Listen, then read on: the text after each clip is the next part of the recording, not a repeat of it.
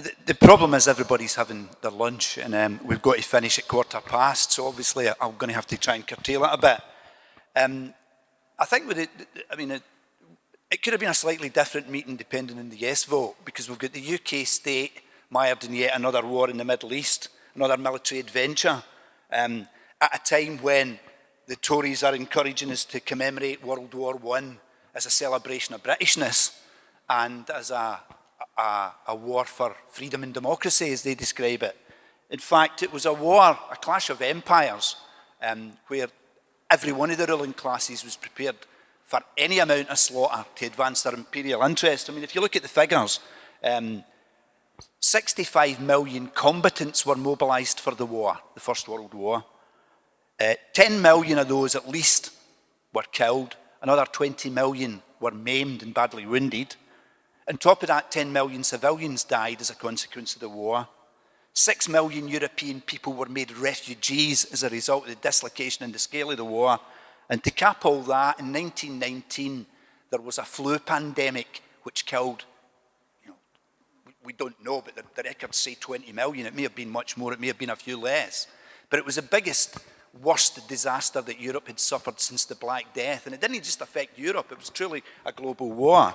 There's a quote, it was a completely different kind of war as well. Up until the First World War, when Britain fought wars, it was a tiny professional army that fought by and large in faraway lands because Britain was an imperial power, and the wars didn't have much impact or any impact on the civilian population. The First World War was entirely different. It was total war, it was an industrial war, and it was a global war. But it had an enormous impact on what was called the home front as well. There's a quote from a German officer, if I can find my notes, quote from a German officer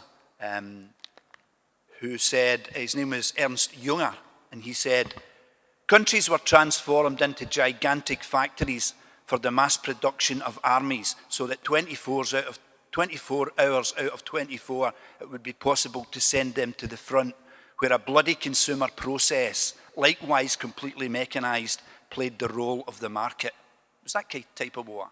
The man who's the historian of the first shop stewards movement, James Hinton, wrote about its impact as well in that sense. He said, "It was a war whose fate was decided as much in the workshops of Britain and Germany as in the trenches of France. It brought social discipline and domestic repression. A munitions worker could expect to escape the particular horror of the trenches, but there was no exemption from the violence of war. War brutalised and simplified social relations at home as well as at the front. It lent its own violence and urgency to workers' perennial fight for economic security and class power." And it had a fantastically dramatic impact on women in general, but working class women in particular. Because if you think that quote there, if you think about a munitions worker, my grandfather was a fitter, a skilled engineer, and was a shop steward during the First World War. You think of people like that, skilled males. Actually, that's not the case at all. At the start of the war, something like 8% of munitions workers were women. Right, by 1917 in Britain, 73% of the workforce in shell factories were women. The war had an enormous, the war's seen as a male thing. It had enormous impact in women's lives at large, but particularly in working class women. Up until then, most women that either worked in domestic service or in textiles, the war drew them into mass production. And that meant they had huge impact. The workforce in the munitions plants, which in lots of countries started to lead the opposition to the war, were women. More importantly, I think, if you look at the key moments of resistance against the war, because the war produced opposition to the impact of war at first and then to the war itself. Now, if you look at the key turning points and the key moments in the opposition and resistance to war, you'll find that women were, either women in the workplace or women in the community, working class women, were quite central to that resistance. For example, in Glasgow, the rent strikes, although engineering workers were involved in that, it was triggered by and large what are called housewives, working class women. If you looked at the food riots, as the war dragged on, the bread riots, the riots against starvation, the strikes and so on, it was women in places like Turin and Berlin and other big centres that led the resistance to that. And actually the key turning point, the February Revolution in 1917, was actually triggered by women textile workers who went out on strike against the cutting bread rations, against the advice of the revolutionaries who thought it was not a good time to go on strike. So in that sense, it had an enormous impact on women. And I mentioned they played an important part in all the revolts and the revolutionary wave that ended the war. The war was ended not by diplomacy or anything else. It was ended by the German Revolution coming out of the Russian Revolution. And not only did it end the war and force the armistice against probably the desire of the Allied, the various imperialist powers, it toppled the dynasties and the governments and ended the war. The war ended like that. Unfortunately, the insurgent workers' movement that spread right across Europe and ended the war was eventually, and it not only did it end the war, it started to challenge the very system that had bred the war. And that is not told, that's not a history we're taught when we read about official histories of it. Unfortunately, it was contained and eventually contained and defeated for a whole number of reasons, which I get in the book and I don't have time to explain here. But a lot of it was the leadership, or the official leadership of the labour movement, the socialist parties, the trade unions, who actually helped restore capitalism when it was at its knees at the end of the war. And the thing about the Versailles Treaty of 1919, all it did was lay the basis for an even bloodier, more barbaric war 20 years later in 1939. And if you look at the world today, anybody who was in the last meeting that Alex Kalinikis did on imperialism, the shape of the world today, the fault lines for that were laid down by the Versailles Treaty in 1919. Think of the names of the places we're talking about: Gaza, Palestine, Iraq, Iran, Syria. All these the First World War, there's a huge shadow looms over the world we live in today. And therefore, I think it's very important to have a clear understanding of why the world went to war in 1914 and what caused it. I mean, obviously, I've written a book in it, right, which I hope if you haven't read, you will read. But it's one of many, many books. You could fill a library with the books that have been even written recently on what the First World War is about. The problem is, I think my book's a bit different. The majority of the literature that's produced is dominated by two different narratives. One is that it was a mistake, right? It was a diplomatic error, a blunder, and that we can learn from that. The other argument is the one that is probably folk will have seen in the television. The BBC television had a series of programmes in the First World War, and one of them they gave an hour and a half to a man called Max Hastings, who's a military historian, used to be the editor of the Telegraph, a Tory. His argument was basically the argument that there was the Versailles Treaty, the victor's right history argument. It was Germany's fault. And I won't quote Max Hastings, but I'll quote one of his acolytes who wrote a book in it as well, a man called Gary Sheffield. He used to be a lecturer at Sandhurst Military College, so that'll give you an idea where he was coming from. But his argument for the First World War was this. Britain went to war with Germany in 1914 for similar reasons for which the country fought Hitler's Germany in the Second World War. To prevent an authoritarian, militarist, expansionist enemy achieving hegemony in Europe and imperiling British security. The fact was that in 1914, Germany waged a war of aggression that conquered large tracts of its neighbours' territory. There were distinct continuities between the policy of Imperial Germany and its Nazi successor. I think that's bullshit. Actually, whatever you say about Imperial Germany and Kaiser's Germany, it wasn't a fascist or a Nazi state. And whatever the truth of it, World War II is seen, not by me necessarily, but by most folk, as an anti-fascist war, a war to fight fascism. I mean, my dad fought in it and believed that he was fighting against the Nazis. That First World War didn't have that merit. I mean, Gary Sheffield's right. Kaiser's Germany was militarist, expansionist, imperialist, but it wasn't the only imperial power in the world. I mean, Britain, what about Britain? What's the phrase? People in glass houses shouldn't throw stones. I mean, by 1914, Britain and its predecessors had spent 250 years amassing brutally the biggest empire in the world. The Union Jack by 1914 wasn't called the butcher's apron for no reason. So Germany certainly was an imperial power, but it was a mere novice imperialism and colonialism compared to Britain. So I think that one falls on its head. The other argument is by the argument that it was a mistake. And the best book that's representative of that narrative is by a man called, his name's gone out of my head, Chris Clark. It's a book called The Sleepwalkers. And I think that's the best of that. It's a very good book in a sense because it gives a lot of new stuff that wasn't written in previous histories. And it fairly, quite wonderfully buries the idea that Germany was responsible for the war. Clark points out that Germany wasn't the only imperialist power in the world.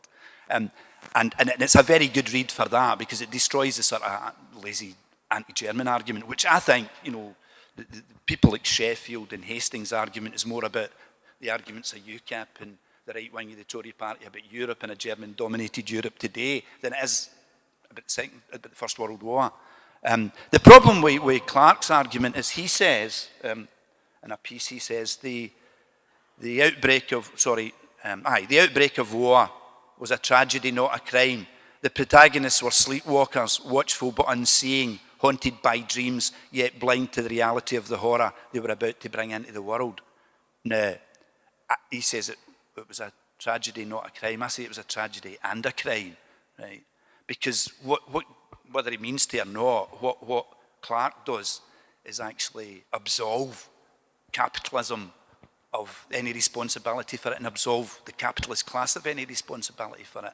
And it whitewashes the fact that actually, people who were in the earlier meeting, Alex Kalinikis did, what I think is endemic to capitalism, and I think that's the point that I try to make in the book, that, contrary to those arguments that it was Germany's fault or that it was an accident, the socialists Lenin and Bukharin, the Russian socialists at the time of the First World War, and the Polish-German socialist Rosa Luxemburg actually looked back to Marx's early writings on capitalism to understand that capitalism was a competitive system between different capitals, and that any capitalist or any company that did not exploit to accumulate and accumulate to exploit would actually go to the wall. And Lenin, Bukharin and Rosa Luxemburg used those insights, early insights of Marx, into the rise of the capitalism in the 19th century to apply it to what they called the rise of monopoly capitalism in the 20th century. And actually, they used those insights to show that actually, just as much as Marx had said that boom and slump was central to capitalism, that by the 20th century, war was endemic to capitalism as well. I mean, they discovered three things in their researches about the new monopoly capitalism that they talked about. And I think their insights led them not only to understand how capitalism had caused the war, it led them to oppose it more effectively than anybody else.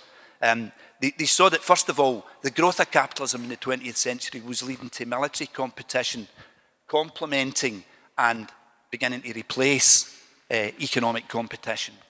The second point was that in every capitalist country, they noticed that the capital was concentrating into fewer and fewer bigger, giant conglomerates. And that was to varying degrees in different capitalist countries, but that was happening everywhere, particularly in America, Britain, Germany, where,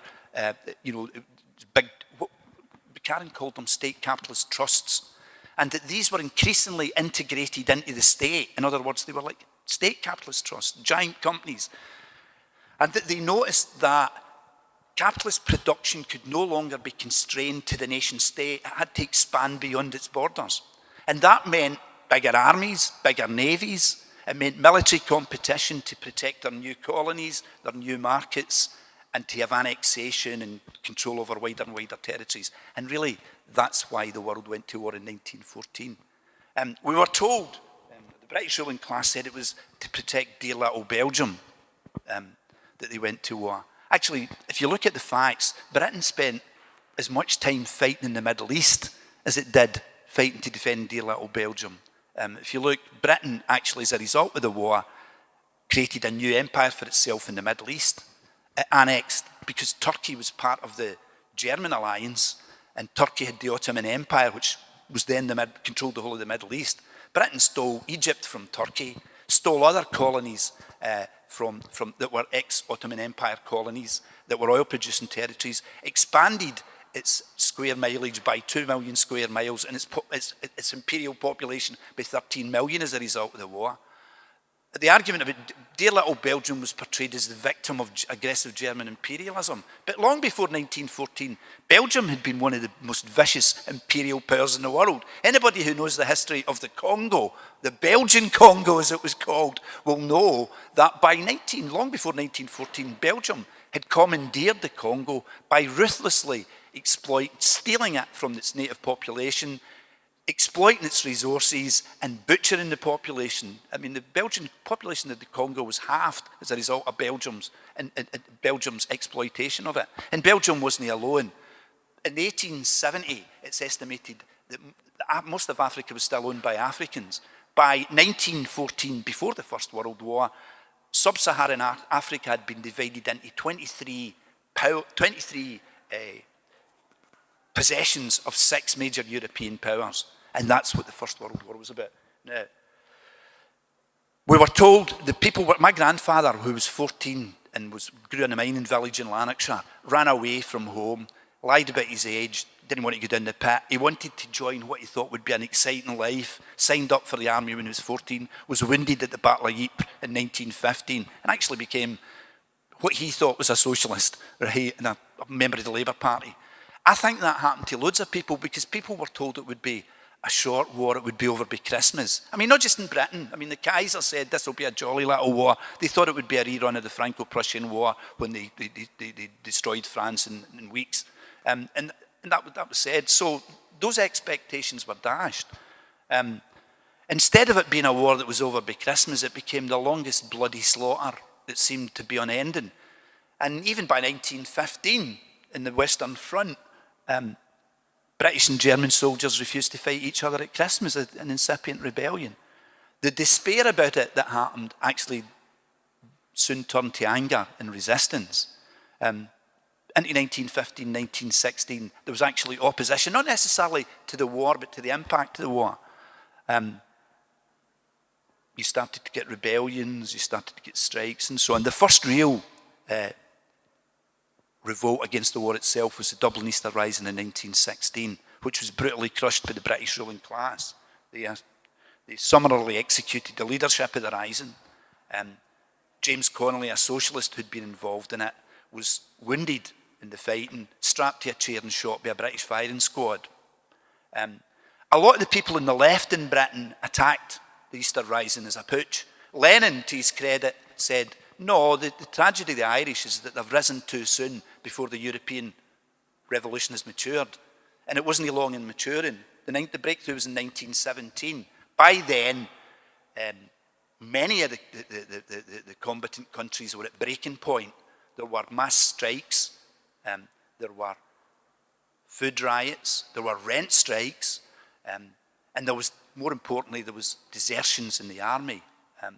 In all the armies, I mean, the Nazis told us that the German army was stabbed in the back. They were winning the war until 1918 when they were stabbed in the back by the commies and the Jews in Germany.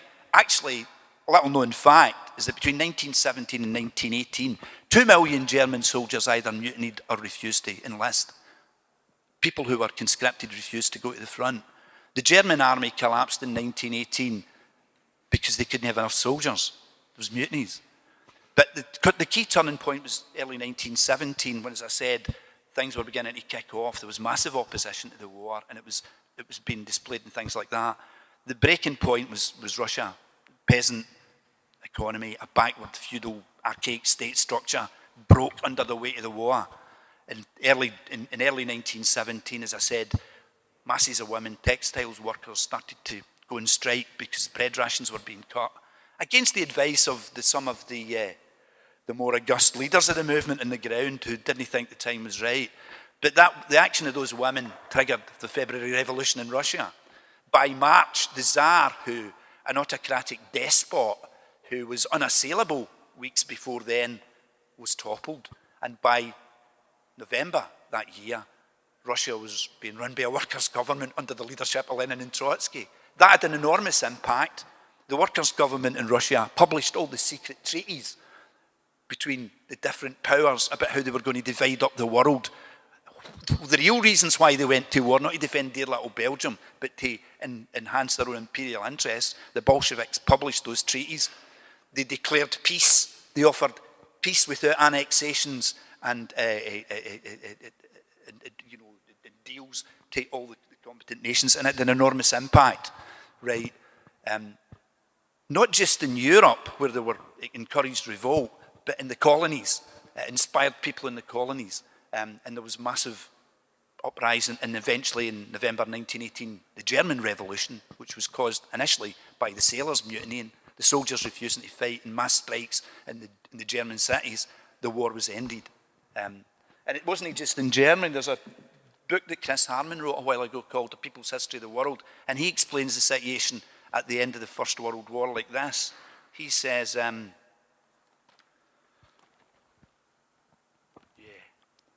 for a period at the end of 1918, workers' councils were the only power all the way from the Urals to the North Sea. There was a world movement with its red armies in the Ruhr, as well as in Siberia, in Bavaria, as well as in the Don Basin, its workers' councils in Turin and Bremen, as well as in Zaritzen. But this movement was destroyed in the West, most notably in Germany, Austria, and Italy, by the influence and policies of social democratic reformism. Instead of the European revolution rising to the rescue of the beleaguered Russian Workers' Republic, European social democracy gave new life and hope to the forces that wanted to destroy that republic. And really by 1920, I mean, the Russian workers took power. They were invaded by 16 or 17 armies of the capitalist powers to try and defeat the workers' revolution. Now, the Russian revolutionaries won the civil war, but it was at a terrible price. It decimated the Russian working class. It decimated the Russian economy. And Russia was already a backward economy anyway. Neither Lenin nor Trotsky or anybody else at the time believed they could build socialism in one country. They said that our faith is in the West and the revolutions in the West, and there were revolutions in the West. At the end of the war, the British Empire thought they were supreme because they'd conquered the Middle East. I mean, there's the old joke. I mean, people have watched the film Lawrence of Arabia, where D.T. Lawrence promised the Arabs that if they fought against the Ottoman Empire on the side of the British, they would be rewarded with land and freedom at the end of the war. That what had been colonies would be handed over to the people. Britain stole those colonies and actually went to war to protect them. The first bombing that ever happened in Iraq was ordered by Winston Churchill against the rebellious Iraqi people who didn't want to run by Britain. There's the joke that I tell in the book, which is in 1920 in the Fife mining communities, when John Maclean used to organise education classes. One of his ones in imperialism was, why does the sun never set in the British Empire? And the answer was that God doesn't trust the imperialists in the dark. And what happened in the Middle East is just simply proof of that. It wasn't called Perfidious Albion for no reason. But at that point, Britain thought we rule supreme. Just at that point, it was the Irish War of Independence, which triggered revolts in Egypt, India, China, the West Indies. The British ruling class were frightened they would lose their empire, and they were also frightened they would lose at home as well, because the army was mutinying. The British army mutinies at the end of the war that we don't know about, and after the end of the war, when they tried to send them to Russia, the police went on strike, and there was massive strikes in Britain. The cabinet papers, they feared, whether they're right or wrong, I don't know, but they seriously feared a Bolshevik rising in Britain. The problem was there wasn't a Bolshevik organisation in Britain, but there was certainly plenty of activity. But at that point, the idea of world socialism was on the agenda. It was not a pipe dream. The world working class was closer to its own self-emancipation than at any time before or since in history. And not just in Europe, but the global colonial uprisings were part of that struggle as well. So it's a period that it was a barbaric slaughter. But what was the most important thing about it was out of it, how the working classes and poorer people right across the world, and particularly in Europe, who'd originally been conned into fighting, began to see who the real enemy was, as Karl Liebknecht said, the enemy's at home, it's their own ruling class. And that's why I wrote the book. It's to honour, not to commemorate the war, but to commemorate the people who opposed it. The famous people like Lenin and Trotsky and John McClain, but also the thousands and thousands of ordinary people who, some of them at first maybe supported the war, but through the war brought it to an end.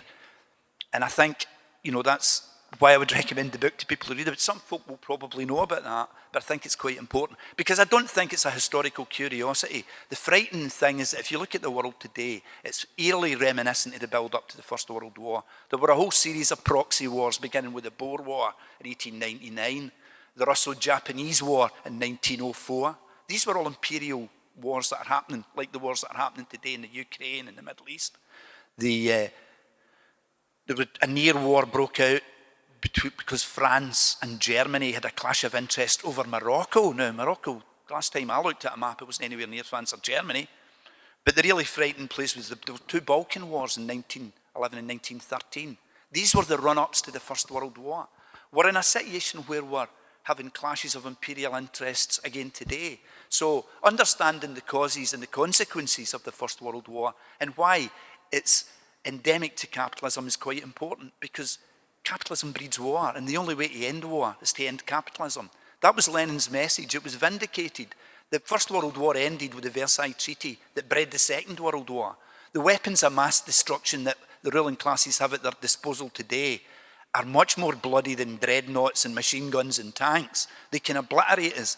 And whether we will, if we let them run the world, then we face either extinction because of ecological disaster or nuclear warfare. That's the future that we face. When Rosa Luxemburg, who opposed the First World War, argued the future for humanity is either socialism or barbarism, she wasn't wrong. That's the future we're still facing. It's why it's important we understand it.